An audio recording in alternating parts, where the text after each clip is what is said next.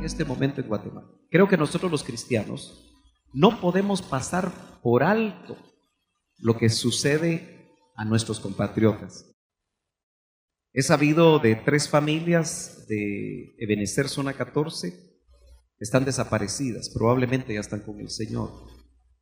Creo que muchos de los que están desaparecidos y de los 79 y hoy 85 muertos ya, y más de 350 desaparecidos, y probablemente en el día de hoy, en el día de mañana, hasta cuando los rescatistas dejen de excavar y se los permita el clima, porque desde ayer hemos orado para que no llueva, y gracias a Dios ni llovió ayer, y esperamos en Dios que no llueva ahora, porque todos los que están ahí, más de 2,000 personas, están peligrando su vida, porque otro alud puede matar a mucha gente, y ellos están ahí, obviamente, haciendo su labor, y eso me hizo pensar en este tema.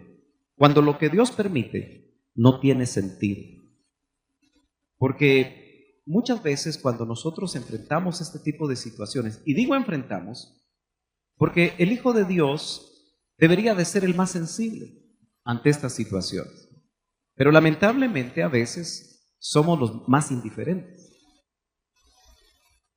Y ese es el grave problema de la religión. Cuando nosotros lo que tenemos es una religión, generalmente nos volvemos egoístas y nos volvemos indiferentes ante el dolor humano.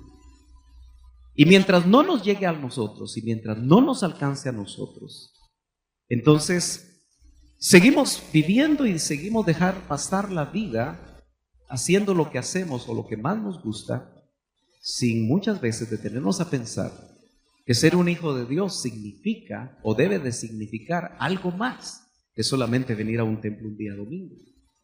Y que obviamente nosotros necesitamos despertar no solo para irnos con el Señor, sino que precisamente porque nos estamos consagrando, nos estamos pareciendo más a Él. Y el que se parece más a Él va a caminar como Él anduvo, va a pensar como Él pensó y va a sentir como Él sintió. Yo estoy seguro que si el Señor caminara en estos días, no estaría un día domingo bajo una carpa como nosotros estamos acá, sino que estaría en el lugar tratando de ayudar a la gente. El Señor casi nunca estuvo más que 3 o 4 veces que se pueden contabilizar en los evangelios en un templo. Su ministerio de 3 años y medio lo hizo en las calles, lo hizo en los mercados, lo hizo en las afueras del templo, porque siendo el dueño del templo y suponiéndose que a él deberían de adorar porque los judíos no sabían quién era, él lo hacía afuera del templo. Entonces, muchos de nosotros nos hemos acostumbrado a venir un día a la semana, si es que eso es lo que podemos hacer, a reunirnos para muchas veces hacer lo mismo. Y muchas veces lo que oímos y la palabra que nos predican no la ponemos en práctica. Y yo creo que esa es una enorme oportunidad. Por eso, ¿qué hacer cuando lo que Dios permite no tiene sentido? Y eso me hace pensar en Job. Cuando el sufrimiento toca la puerta, y le digo, yo estoy de luto, por eso vine de luto. Yo sé que usted como cristiano evangélico dice, no, los cristianos evangélicos no se tienen que poner de luto. Bueno, yo soy diferente, me puse de luto. Y me puse de luto porque creo que deberíamos de estar de luto, aunque no nos pongamos algo negro. Y ojalá que después de lo que podamos ver acá, tengamos un buen tiempo para orar. Yo voy a tratar de ser lo más corto posible y que podamos orar por estas familias, porque quizá alguno de ustedes va a ser la única oración que va a hacer por estas familias, porque obviamente no los conoce, obviamente no sabe ni quiénes son, ni siquiera sabe dónde vivían, ni qué fue exactamente lo que le sucedió. Pero el capítulo 2 de Job, verso 10 de la versión Ausejo dice, pero él respondió, hablas como una necia. Es Job hablándole a su esposa. Si aceptamos la dicha que Dios nos envía, ¿por qué no aceptar la desgracia? En nada de esto pecó Job con sus labios.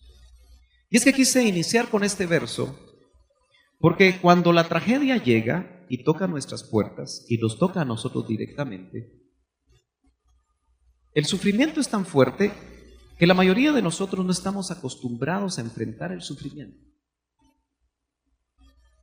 Oí en una ocasión a un ministro citando al apóstol Pedro, en un verso que más o menos parafraseándolo dice que si el sufrimiento nos alcanza, pero mejor si no nos alcanzara. Y obviamente ninguno de nosotros deseamos sufrir. Ninguno de nosotros quisiéramos enfrentarnos a ninguna clase de sufrimiento.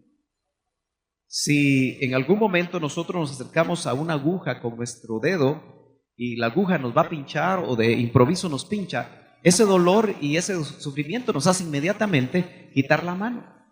Y nosotros no quisiéramos sufrir. Pero Job, que el capítulo 1, Dios mismo hace la presentación de este hombre y uno como no deseara que Dios nos presentara como presentó a Job.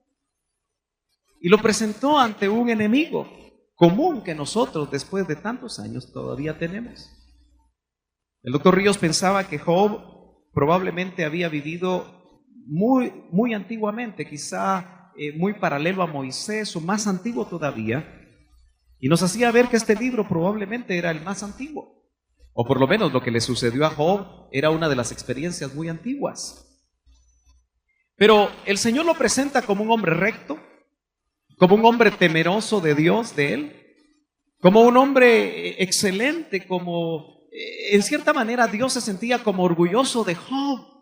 Y le decía al enemigo de nuestras almas, ¿has visto a alguien mejor que Job? En tu recorrido, porque el libro de Job nos recuerda que el enemigo formidable que tenemos, pero que el Señor ya lo venció en la cruz del Calvario, recorre la tierra. Por razones que usted y yo no entendemos, este enemigo de nuestras almas participa en el desfile de los hijos de Dios cuando presentan informes. Uno pensaría que solamente los buenos, los que le van a llevar buenos informes o quizá malos informes a Dios de todas sus creaciones, son los únicos que tienen acceso a Él, pero llamativamente el diablo, que el Señor lo reprenda, tiene acceso y camina en ese desfile, así dice Job. Y entonces el Señor entra en un diálogo con él, y ese diálogo es en las esferas celestiales. Pero Job en la tierra no se imaginaba que el diálogo lo iba a llevar a enfrentar el más grande sufrimiento que un hombre en la tierra quizá puede presentar. Porque perder a la familia en un día, perder a todos los hijos en un día, parece que doña Job o doña Joba, si es que le podemos llamar así, no necesariamente era la persona más sabia, porque aquí le tiene que decir necia, porque antes de este verso le dice, maldice a Dios y muérete. Qué fina la esposa de Job. Ojalá que usted no piense y ni haya pensado nunca cuando las situaciones se ven mal en el hogar y le haya dicho algo parecido o le haya lanzado una miradita con esa intención a su esposo. Pero él le dice, hablas como una necia.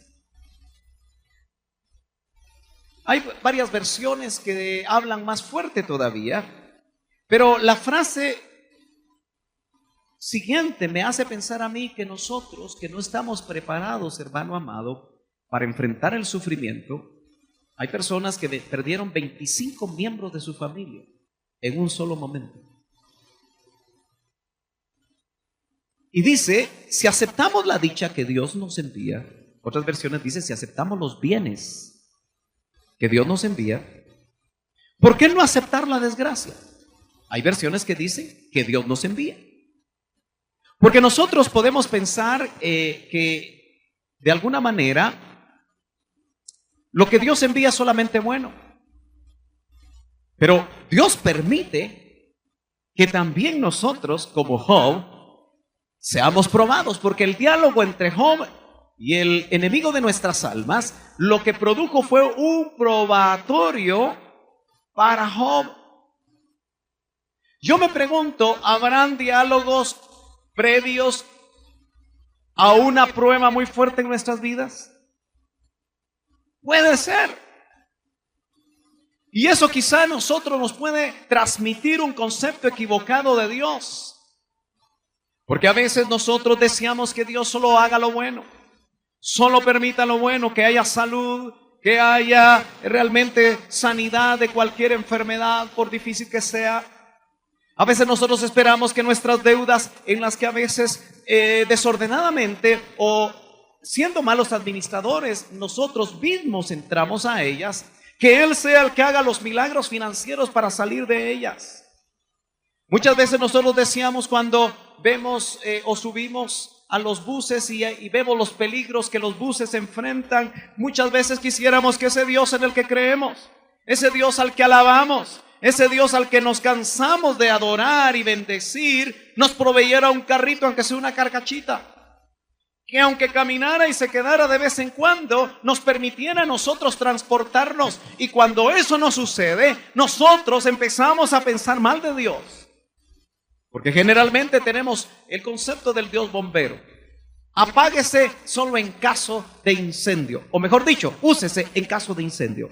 Como que cada uno de nosotros tuviéramos ahí nuestra cajita donde se rompe el vidrio y agarramos la manguerita, y así es Dios el que apaga nuestros fuegos. Pero Dios no siempre va a apagar tus fuegos. A veces los va a permitir porque quiere sacar algo de ti, quiere lograr algo en ti. Dios nunca tiene despropósitos. Fue una de las frases que yo le aprendí a mi pastor. Y quiero seguir pensando que Dios no tiene despropósitos. Pero cuando vemos el sufrimiento de los demás, quisiéramos realmente pasar la prueba como la pasó Job. Aunque en varios pasajes de los 42 capítulos de Job nos damos cuenta que parece que él no pasó la prueba.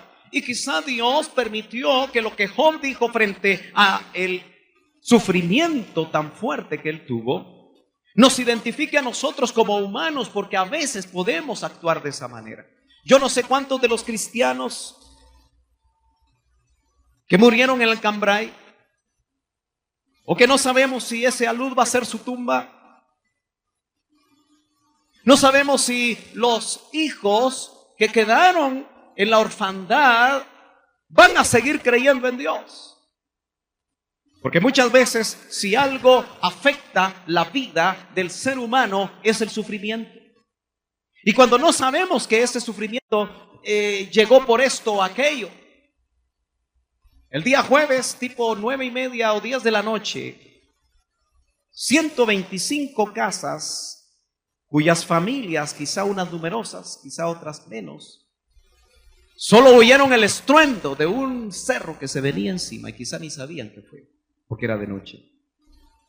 En un momento fueron cegadas las vidas de católicos y evangélicos. Fueron cegadas las vidas de personas que agradaban a Dios y personas que no le agradaban. En un instante, quizá más de 600 personas murieron ahí. Y uno se pone a pensar realmente, ¿por qué Dios permite eso? Y así uno podría lucubrar muchas cosas en el mundo. ¿Por qué permite 7 millones de desplazados en Siria? ¿Por qué permite tantas cosas Dios? Yo me recuerdo que cuando estudiaba en la universidad, gracias a Dios ya era cristiano, y un cristiano comprometido que evangelizaba en la universidad. Que no solamente iba a estudiar una carrera para mejorar mi estatus social, sino que iba con el compromiso de compartir mi fe. Y eso me representó muchos problemas en el camino, pero Dios nunca me dejó. Y cada vez que hablaba con alguien, especialmente en el medio marxista de los años 80 en Guatemala, en la Universidad de San Carlos, me podía dar cuenta que la mayoría, una de las cosas y de las preguntas preferidas es: si Dios existe, ¿por qué tanto sufrimiento en el mundo? Y quizá una de las razones que hace a mucha gente ser atea, y no necesariamente atea por la gracia de Dios, es el sufrimiento en el mundo. Es la injusticia, es la desigualdad, es como el hombre se come al hombre, es como el hombre destruye al hombre. Y esas preguntas uno muchas veces se las tiene que hacer. Esta foto que compartí ayer del sábado a las 7 de la noche, el día de ayer, habían 79 fallecidos, de los cuales 17 no habían sido identificados, 300 desaparecidos y 175 personas albergadas, muchos de ellos niños, que quedaron en la orfandad. Y obviamente mucha gente ha ayudado. Y si usted no ha visto mucho, yo le quiero mostrar. Porque si usted no es de las personas que le gustan las noticias, yo se las quiero mostrar. Porque de alguna manera creo que nosotros los cristianos tenemos que sensibilizarnos. Usted puede notar ahí cómo era el Cambrai hasta la noche del jueves. Este lugar lo puede notar ahí, si se logra aclarar lo mejor posible. Este es el lugar donde esta línea roja, que más o menos logra definir, fue el cerro o la parte del cerro que se vino abajo. Lamentablemente vivimos en un país donde la gente de escasos recursos tiene que buscar el lugar menos adecuado para vivir. Usted puede darse cuenta que si esto que está rojo es lo que se derrumbó, cayó sobre todas estas casas que están acá y parte de las que están acá. De hecho, si 125 casas desaparecieron de una sola vez, me parece que hay 200 o no sé cuántas casas más que están en el mismo peligro. Y lamentablemente ni el gobierno, ni la iniciativa privada, ni la iglesia va a hacer nada. Lo más que vamos a hacer es llevar agüitas, llevar pañales, lo que podemos hacer, pero es un problema enorme. Entonces yo quiero que usted vaya viendo, ahí puede notar usted, tan cerca y tan lejos, zona 14, el lugar donde está el centro comercial La Pradera,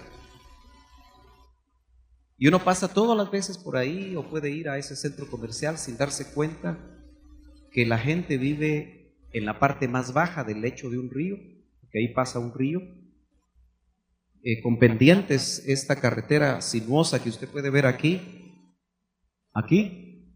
este es el centro comercial La Pradera, y aquí puede ver usted una pendiente enorme para poder llegar al lugar donde muchas personas, y obviamente no solamente el Cambrai, sino que 3 millones de personas en Guatemala, de los 15 millones, viven en condiciones en diferentes lugares muy parecidas a estas. Este es nuestro país.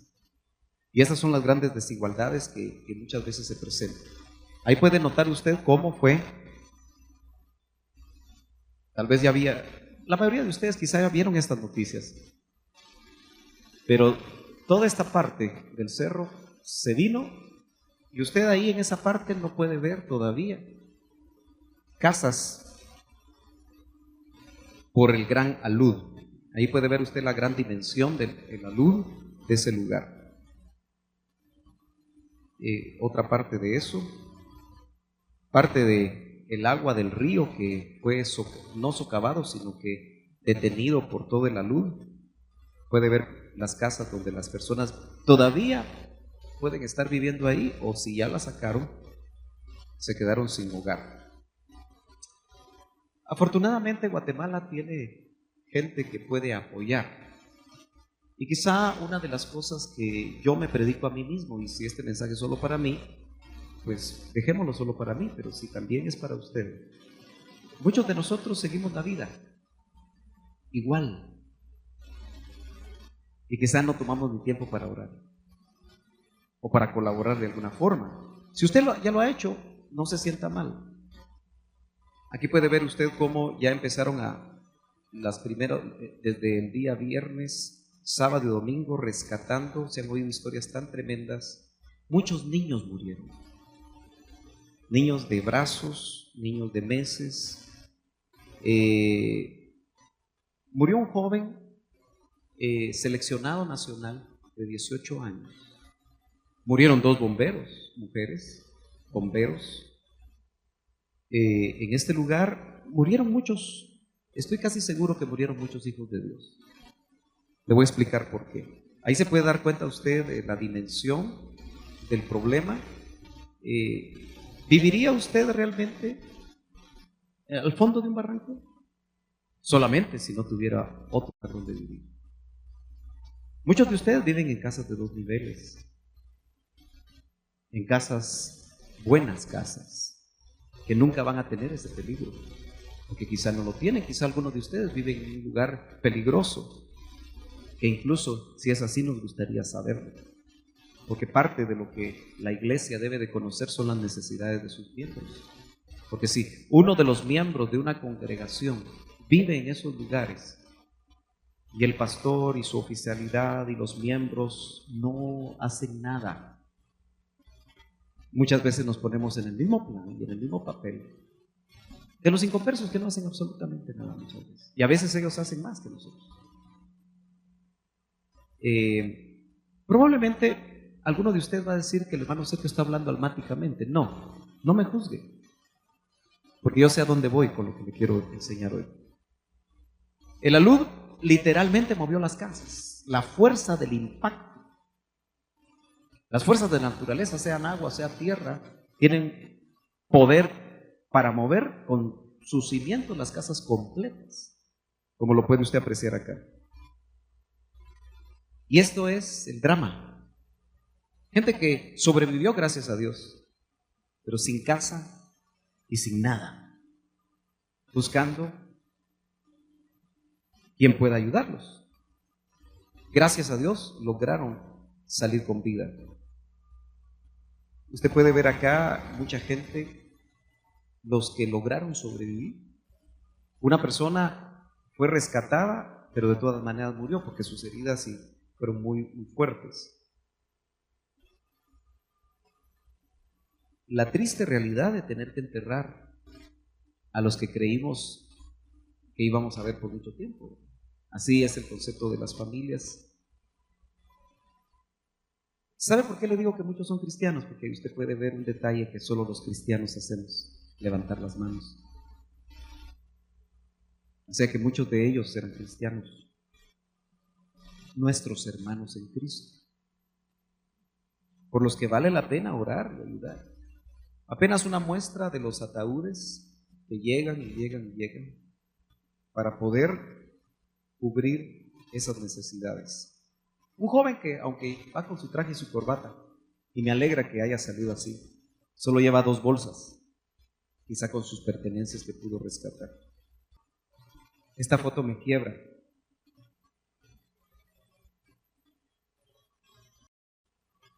Un joven con su hermana quizá,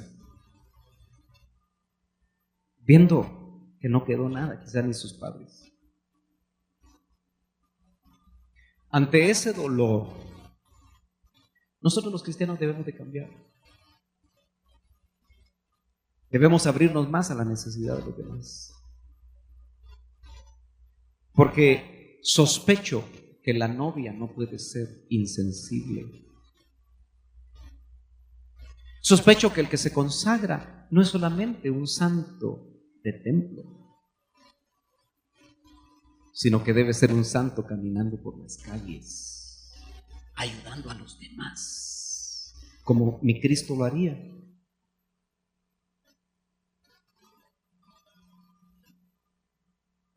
¿Qué pensará esta mujer? ¿Pensará en Dios? ¿Se mantendrá como Job fuerte en su fe?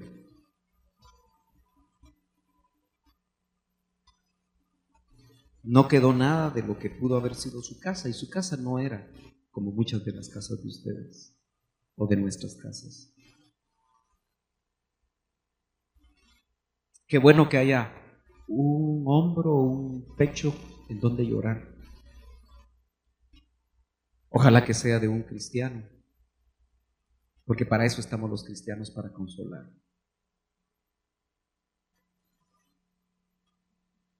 La dura realidad se expresa muy claramente ante un sufrimiento tan fuerte. No importa quién esté al frente o quién esté cerca de nosotros, podemos llorar. Pero hay vivos en albergues, que cuando pase una semana o 2 semanas, todos se van a olvidar. Los grandes empresarios que hacen publicidad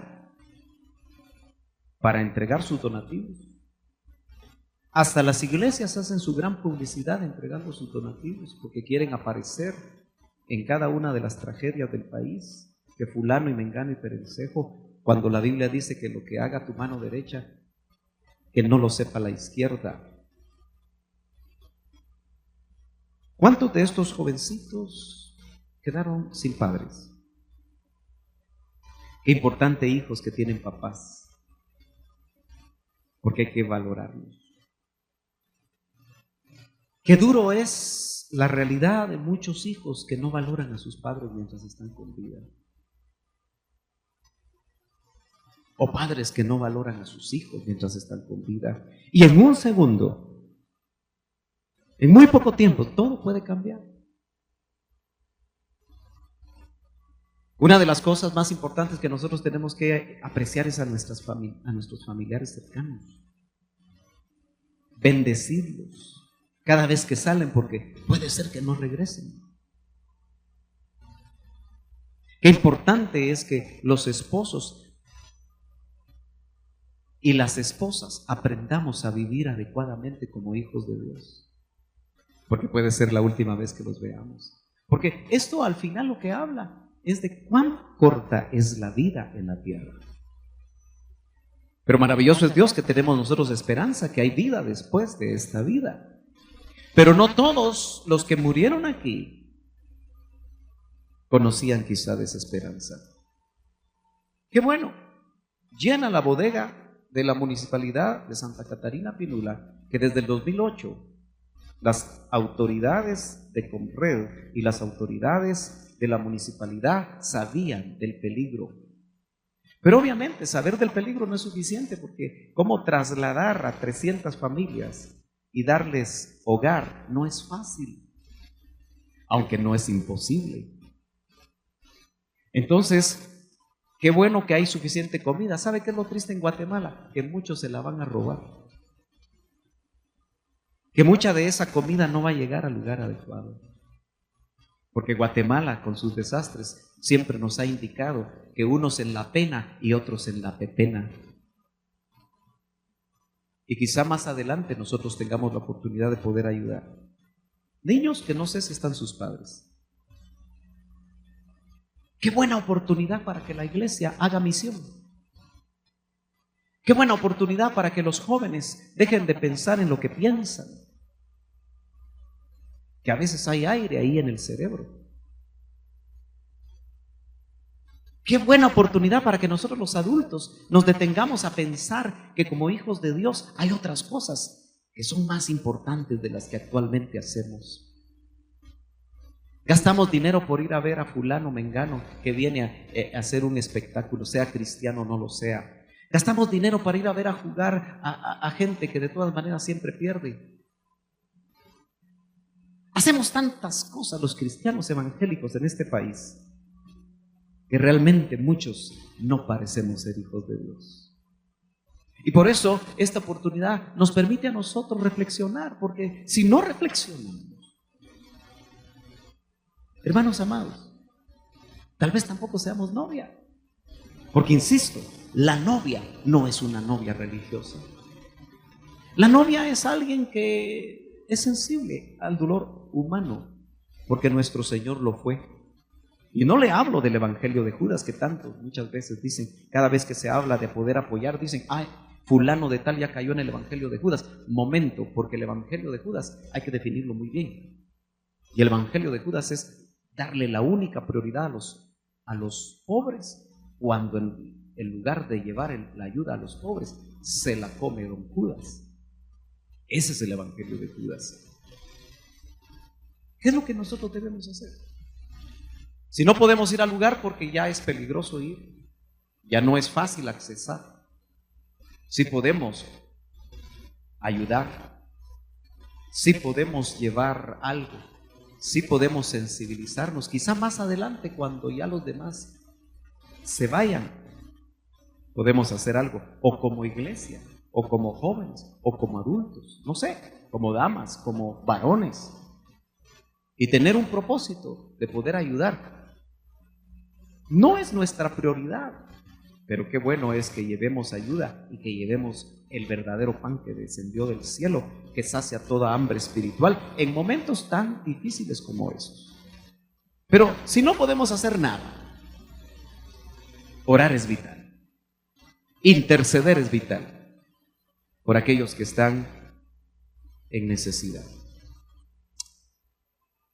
Escribí este pensamiento para compartirlo con ustedes. Cuando tragedias como estas provocan en nosotros muchos pensamientos y sentimientos encontrados, corremos el riesgo de aplicar despropósitos al Señor. Por eso es importante hablar sobre esto. Por eso creo que el Señor lo puso. Pero la pregunta que siempre está en el aire es: ¿por qué Dios permite estas cosas? ¿Por qué permite que tal vez tu familiar esté muriendo? ¿Por qué permite que haya situaciones difíciles? Tú que eres cristiano y que le buscas. Porque creo que muchos de los cristianos que le buscaban murieron bajo una luz de tierra. Así que los planes de Dios no los conocemos. Y si nosotros no le vamos a aplicar despropósitos a Él, es porque vamos a tratar de entenderlo mejor. Y vamos a saber que siempre Él tiene un plan. Siempre Él tiene un propósito. Cuando Dios permite lo que permite, y esto no tiene sentido, siempre tenemos que creer que nuestro Dios es Dios de amor, que nuestro Dios es un Dios justo, que nuestro Dios sabe lo que está haciendo y sabe lo que está permitiendo, para que en ningún momento nuestras mentes se vean dañadas. Cuando no entendemos el sufrimiento propio o de otros, lo mejor es callar y esperar que los propósitos de Dios salgan a luz, porque eso fue lo que hicieron por lo menos al principio 3 personajes amigos de Job. Job capítulo 2 y verso 11 dice: y 3 amigos de Job, Elifaz temanita, y Bildad shujita, y Shofar naamatita, luego que oyeron todo este mal que le había sobrevenido, vinieron cada uno de su lugar, porque habían concertado de venir juntos a condolerse de él y a consolarle.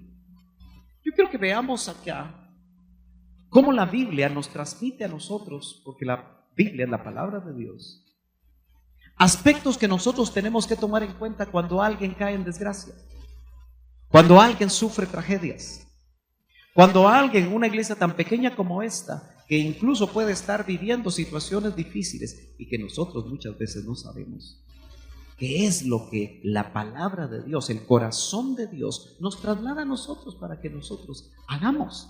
En primer lugar, dice que ellos oyeron. Y muchas veces nosotros no oímos lo que está sucediendo a nuestro alrededor.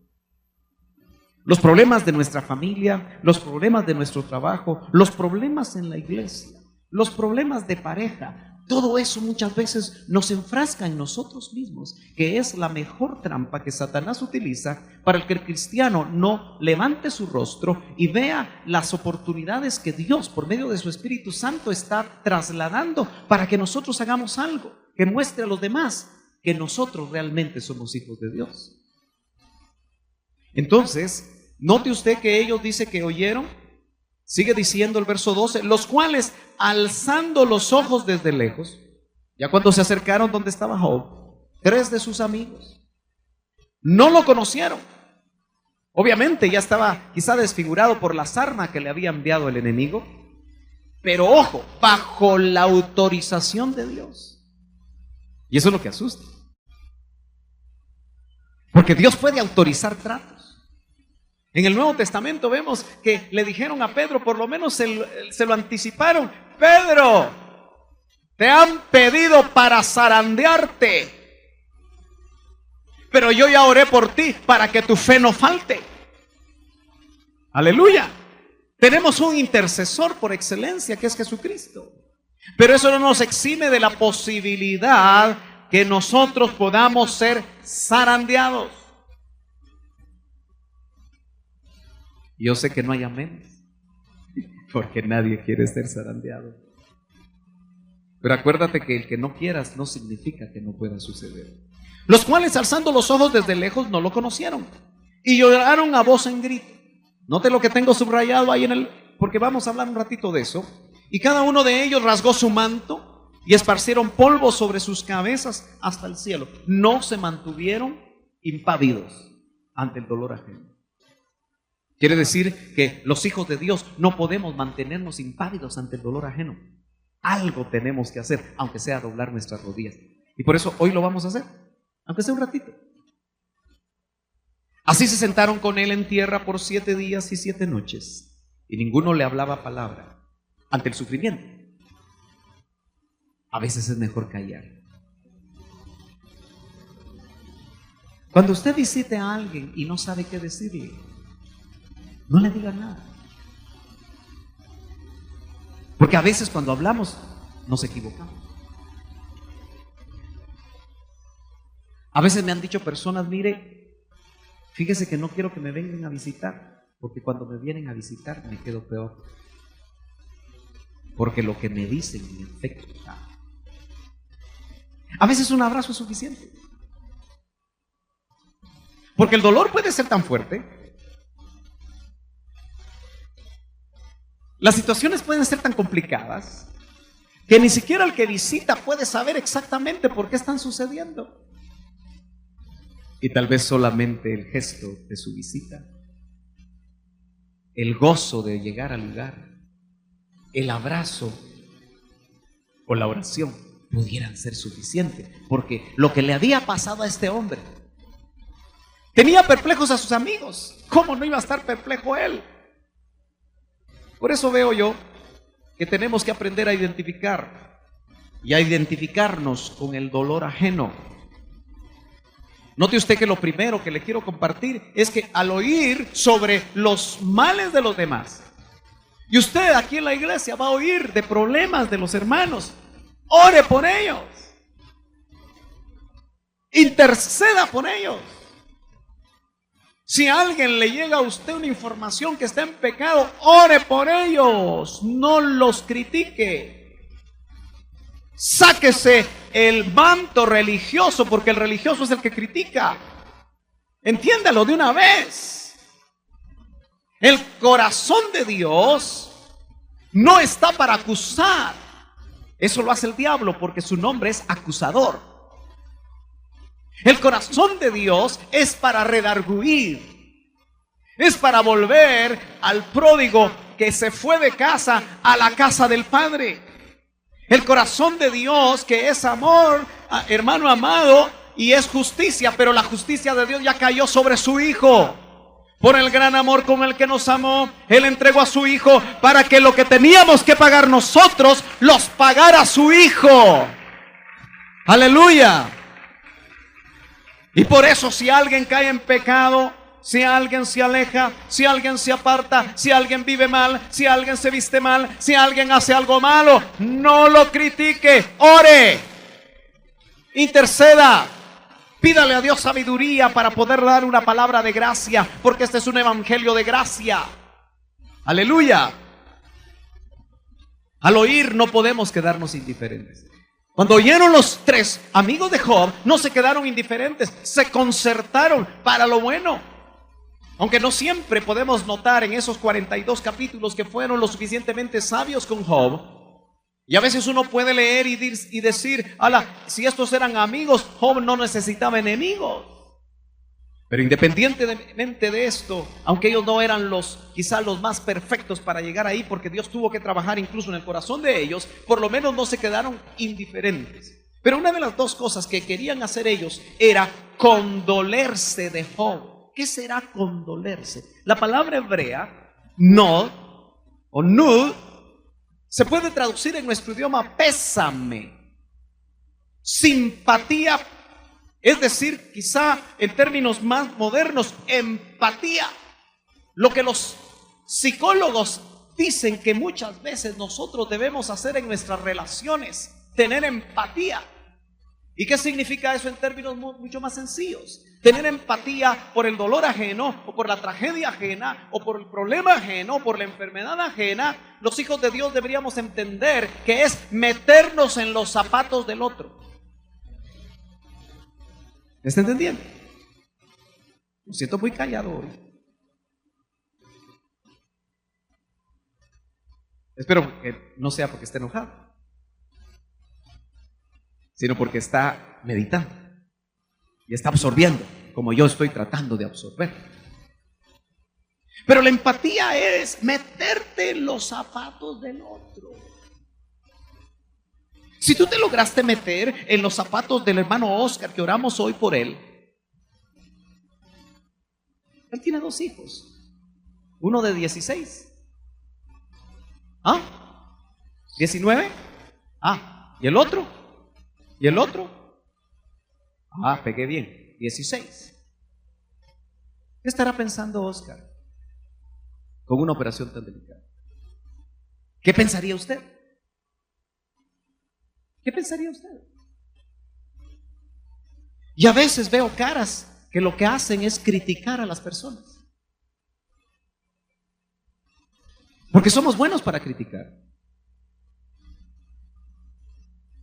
pero no somos buenos para empatizar con el problema de las personas. ¿Usted se ha dado cuenta, hermano, que la esposa del pastor Ponce tiene cáncer? ¿Se ha dado cuenta usted de eso? ¿Cuántas personas dirán que es un juicio de Dios? Porque somos buenos para eso, ¿verdad? Ella ya pasó una serie de quimioterapias que la dejó sin pelo. Entró a otra serie de quimioterapias.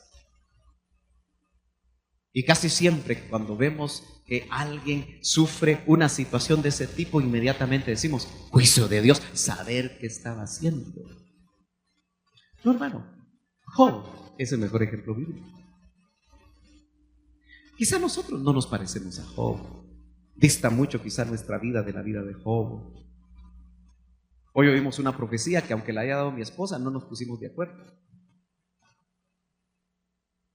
Pero me asustó cuando dice que Dios voltea el rostro de alguno de nuestras vidas. Y como las profecías le pueden agarrar a cualquiera. Yo me pregunto, ¿será que Dios no está volteando su rostro de verme a mí?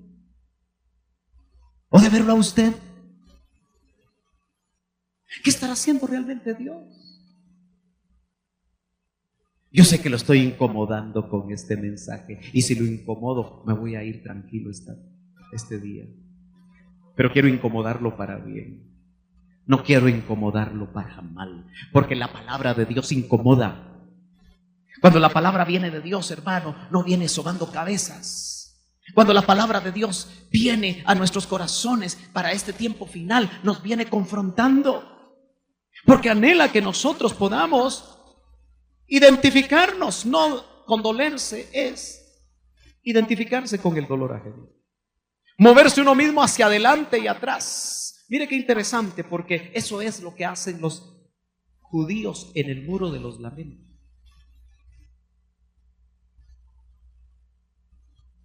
Tú estuviste en Israel y sabes que eso es lo que hacen, ¿verdad?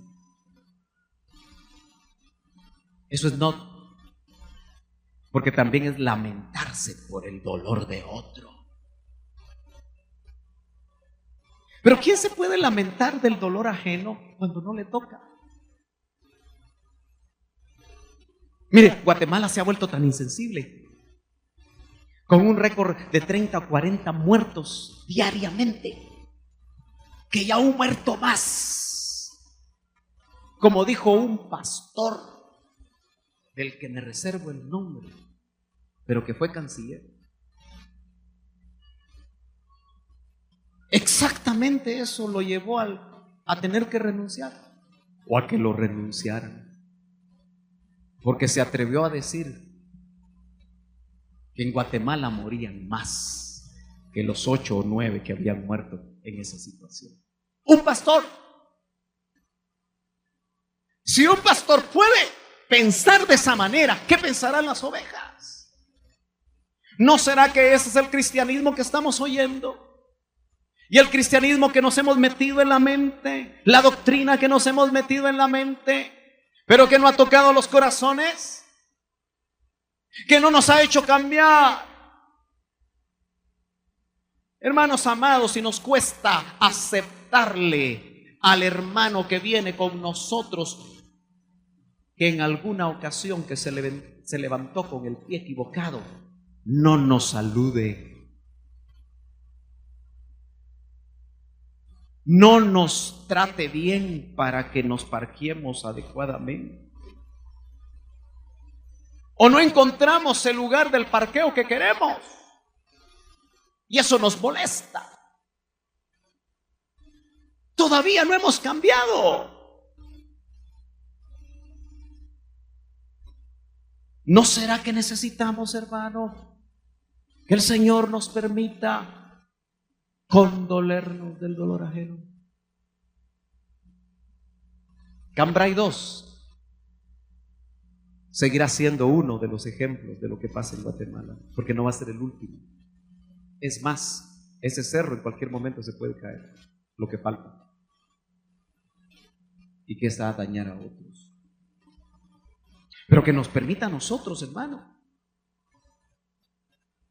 también como los amigos se dispusieron al oír la tragedia, consolar. Macham, en hebreo, ser movido a compasión. ¿Sabe por qué la iglesia ya no evangeliza? ¿Sabe por qué las iglesias locales ya no evangelizan? ¿Sabe por qué Betel, la mayoría de los miembros no evangelizan? ¿Sabe por qué? Porque se nos perdió la compasión. Ya no tenemos compasión por las almas perdidas.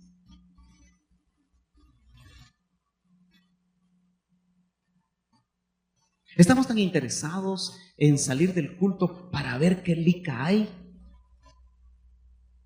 Estamos tan interesados solamente esperar salir del culto para ver a qué restaurante vamos. Estamos tan interesados de solo esperar que termine el culto para ver qué hacemos. Aunque sea irnos a dormir a la cama, como me pasa muchas veces a mí, que no sé si comer o dormir, por lo cansado que a veces me siento. Pero ¿no será que nosotros, hermanos amados, se nos olvidó aquel avivamiento que vivimos? Donde terminaba el culto y los buses estaban enfrente. Que tu restaurante ni que 8 cuartos, tu panito con frijoles llevabas. Y te subías contento. Y todos los jóvenes, en lugar de pensar ir a hacer esto, ir a hacer lo otro, metidos en los 6, 7 buses para ir a hablarle al otro que Cristo salva. ¿Qué se hizo eso? Se cambió por la comodidad de una vida religiosa. Se cambió por la comodidad de hacer suficiente dinero durante la semana para gastárselo en el fin de semana. Se perdió la compasión. Eso por lo menos tuvieron y fueron movidos a compasión para consolar a su amigo. ¿Sabe usted que nosotros los cristianos ya no lloramos por el dolor ajeno? ¿O todavía llora usted por el dolor ajeno? ¿Todavía usted se identifica con el dolor ajeno? Qué bueno, porque si las fibras de su alma están siendo tocadas, me alegra porque tenemos que ser sensibilizados. Lloraron a voz en grito. Todavía no he visto aquí ningún llorón. ¡Ah!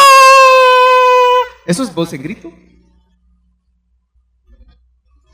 Pura la llorona, ¿verdad? Lloraron a voz en grito por el dolor de su amigo.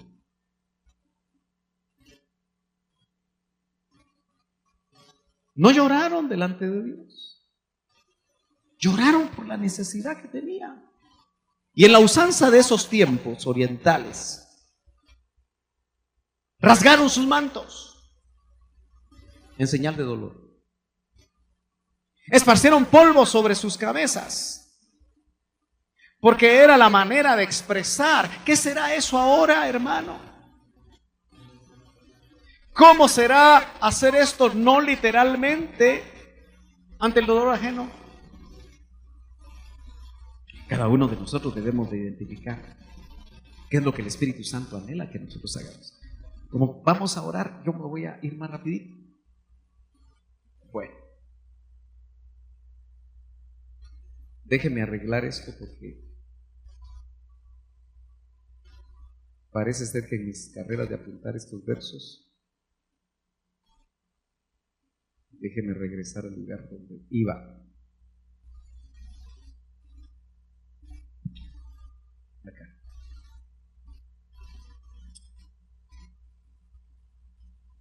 Por querer arreglar algo, yo creo que usted ya lo había entendido. Aquí está. Se sentaron, por favor. No se entendía.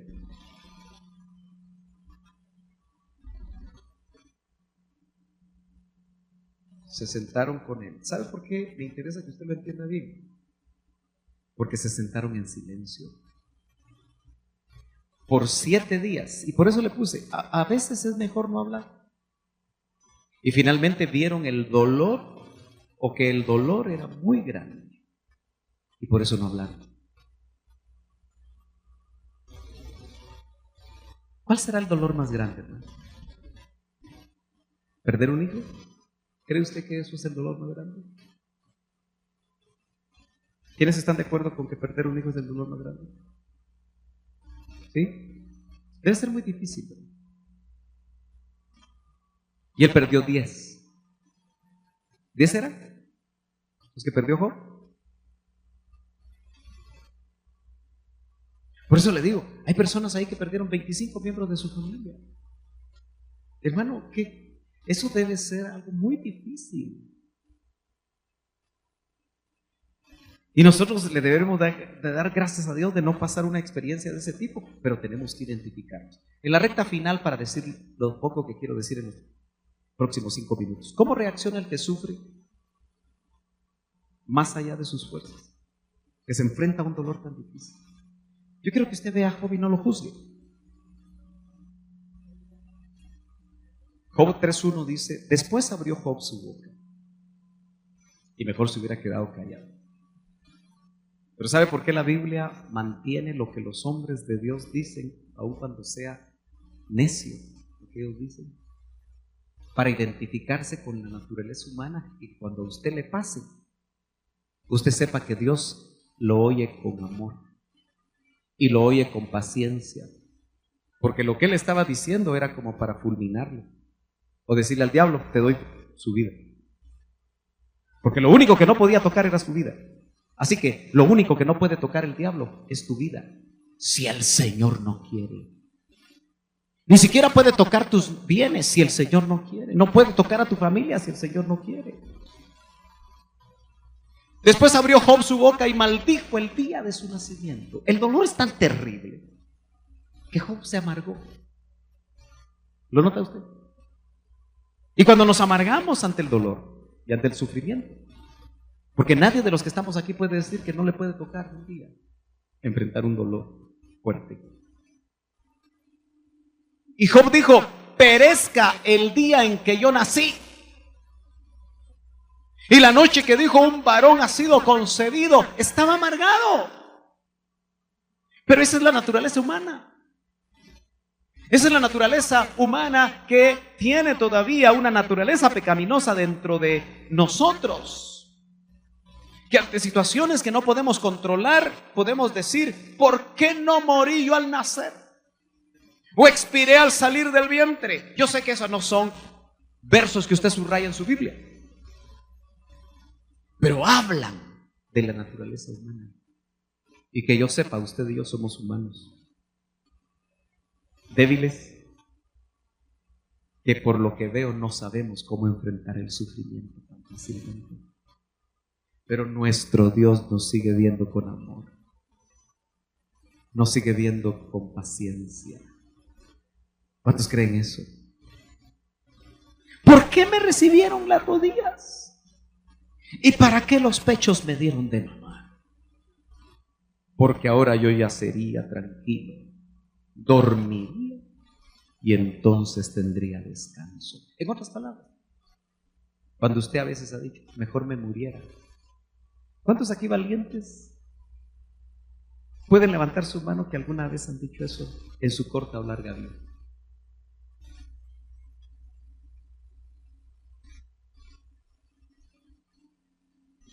Más del 50%. Y eso no prueba que no lo haya dicho. Los que no levantaron la mano. O que no lo vayan a decir.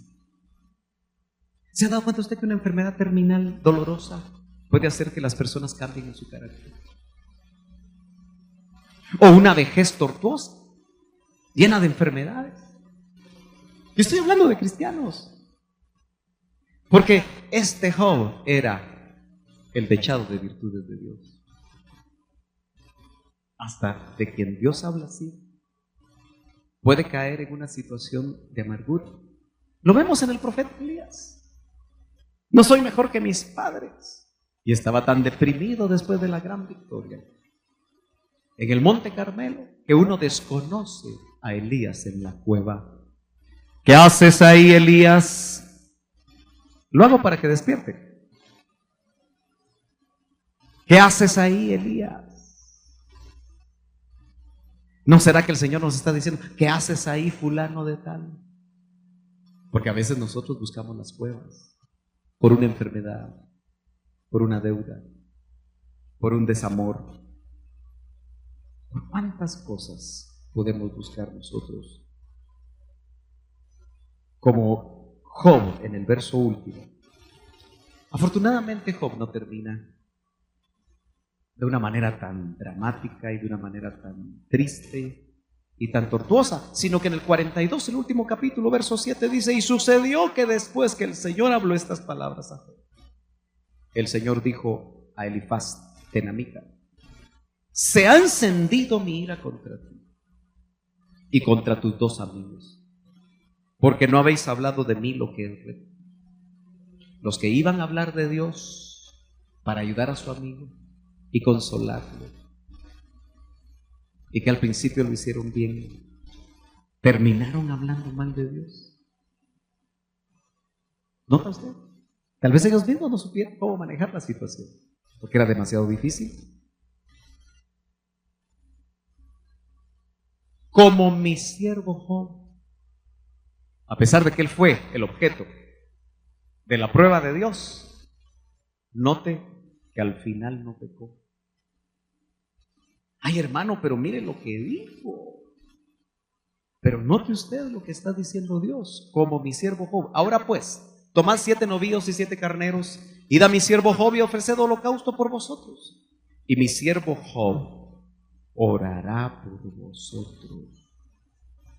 En todo el recorrido de 42 capítulos, los 3 amigos de Job, ¿sabe qué buscaban?